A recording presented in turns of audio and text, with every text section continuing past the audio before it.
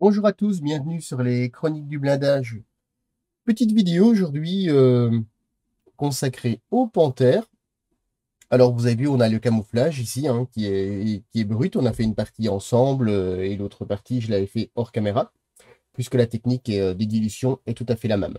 Alors vous avez vu le camouflage et pour ma part, je trouve bien restitué, hein.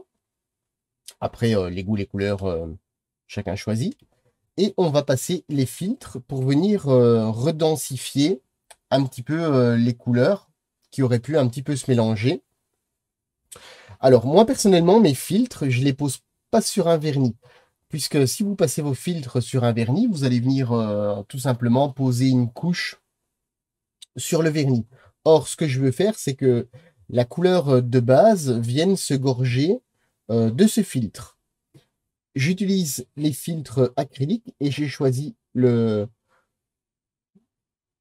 c'est très difficile à dire. Voilà, vous avez lu. Le, le Tallow Green.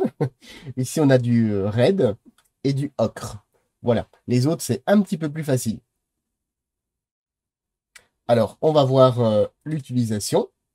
On va faire la tourelle et comme ça, vous pourrez voir un petit peu la différence de nuances avec les filtres. Alors, les filtres acryliques, hein, prêt à l'emploi, tout simplement mélanger un pinceau avec on va dire un pinceau rond.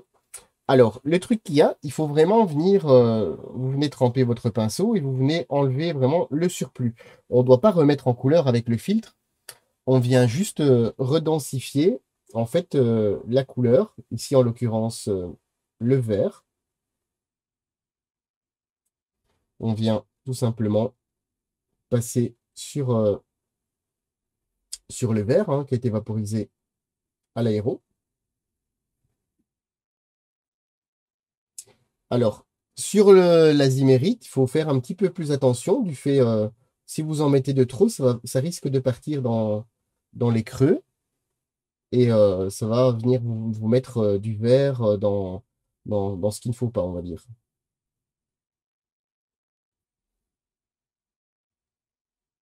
Alors, vous avez vu, hein, c'est une technique qui est quand même relativement simple, mais je trouve que c'est quand même intéressant de le montrer, le pourquoi des filtres, puisque on oublie parfois à quoi ça sert. Puisque des fois, certaines personnes utilisent des filtres sans savoir forcément pourquoi.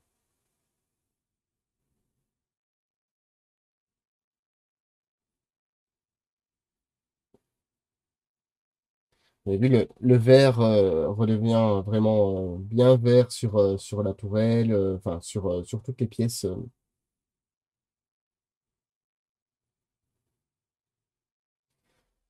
Alors, il n'y a pas d'inquiétude, il n'y aura pas de démarcation par la suite, hein, puisqu'on va travailler avec les trois couleurs.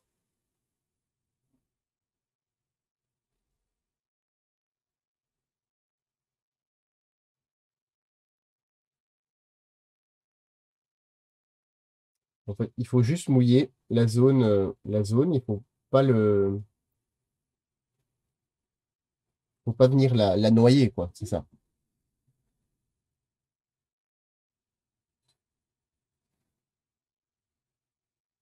La caméra est un petit peu fainéante ces temps-ci.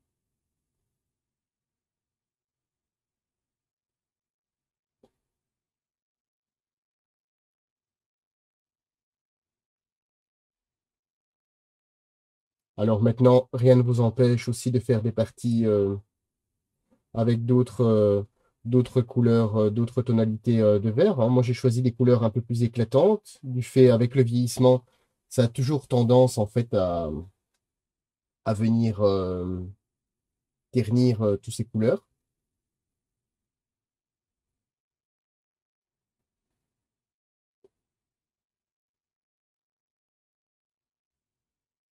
Alors l'avantage, hein, moi comme vous aviez pu voir, j'avais fait le test des filtres acryliques. Moi, je les retrouve vraiment un avantage dans le sens où c'est un produit qui est ultra facile à travailler, prêt à l'emploi. Ça ne mord pas votre couche de base. Ça, c'est vraiment un gros avantage. Si vous travaillez avec, par exemple, ici, c'est les Mission Model, on est sur du 100% acrylique, hein, à l'eau. Si vous venez travailler avec un produit lamelle, ça peut venir faire des dégâts, hein. Toujours travailler avec beaucoup de précautions. Alors, vous avez vu, le rouge, il est vraiment éclatant. Et pourtant, vous allez voir que c'est ce qu'il nous faut, en fait. Puisque c'est un filtre, c'est vraiment très, très, très, très, très dilué, hein. Vous avez vu, le marron ne devient pas rose, hein. C'est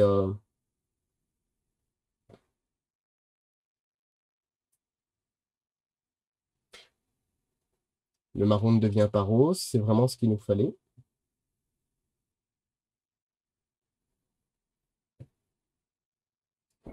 Ça permet aussi, à un bord, ici un camouflage à bord flou, de venir leur corriger légèrement visuellement, en fait.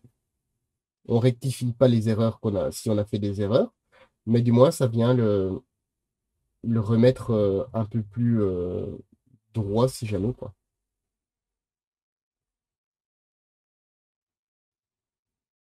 Vous avez vu, c'est hyper simple d'application.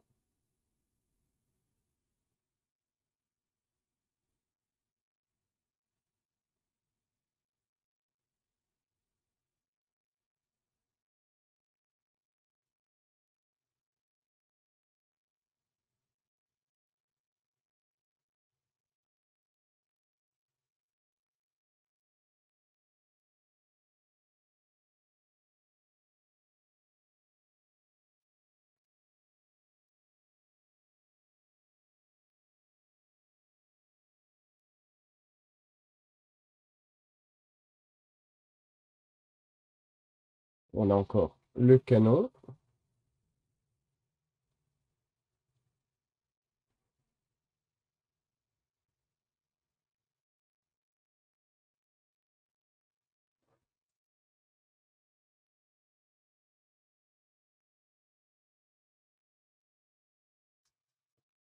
Voilà.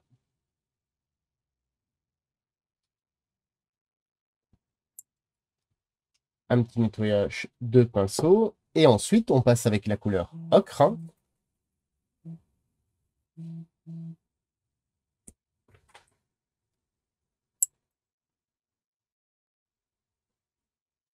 Vous avez vu, je passe la couleur ocre en dernier. Et elle va venir lier, lier les autres couleurs, hein.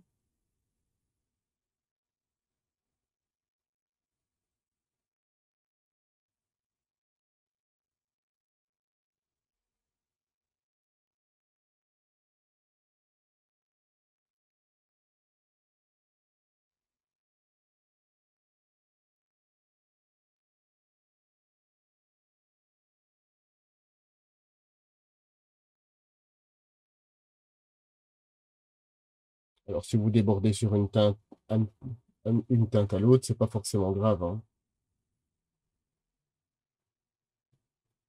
Et vous avez vu que le camouflage en lui-même, on voyait pas tout à fait comment dire, les variations et autres. Et avec les filtres, tout réapparaît. C'est un peu, c'est un peu de la magie. Les filtres Enamel, c'est identiquement la même chose, hein, sauf sauf le produit diluant et les précautions d'emploi si jamais vous utilisez une base acrylique, hein.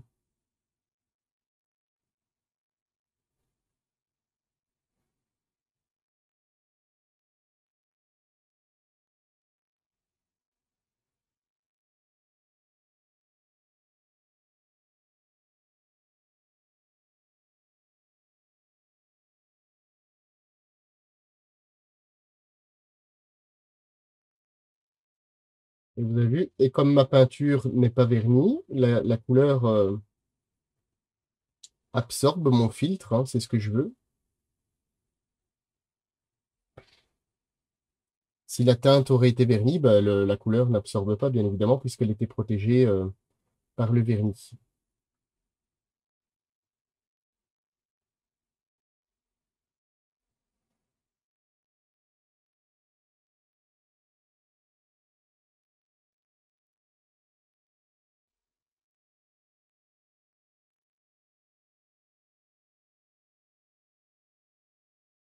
Alors, on en met bien partout, on n'oublie rien.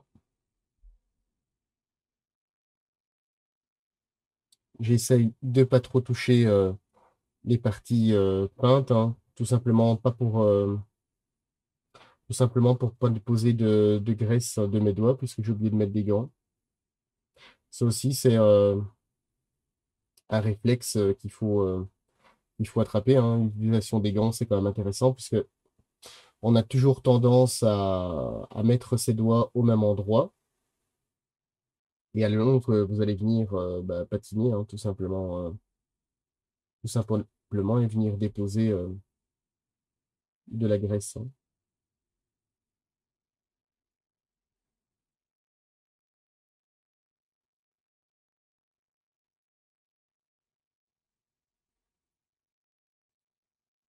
Et voilà, on en a terminé.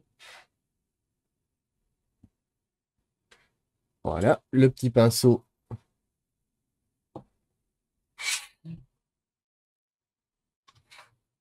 Ici, vous pouvez vous rendre compte, entre les deux, il y a quand même une nette différence, hormis l'effet satiné, hein. Il y a l'effet satiné, ça c'est tout à fait normal. Mais vous voyez, on a quand même une, euh, une différence, une différence entre les teintes qui sont beaucoup plus, le rouge est légèrement plus rouge, et ainsi de suite. Voilà la petite étape du jour, hein. J'espère que cette vidéo vous a plu. Et on va poursuivre petit à petit notre modèle. À très bientôt sur les Chroniques du blindage.